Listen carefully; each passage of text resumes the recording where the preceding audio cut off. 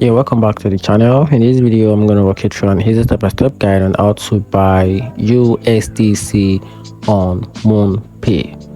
So let's quickly dive into it. So one of the easiest way for you to be able to buy USDC on Moonpay is to open the Moonpay app or go to the website. So on your phone and log into your account. So tap buy from the home screen, then search for USDT, which is the USD coin, and select it. Enter the amount of USDC you want to purchase in your local currency. Select the payment method. You can pick from any available payment method of your choice.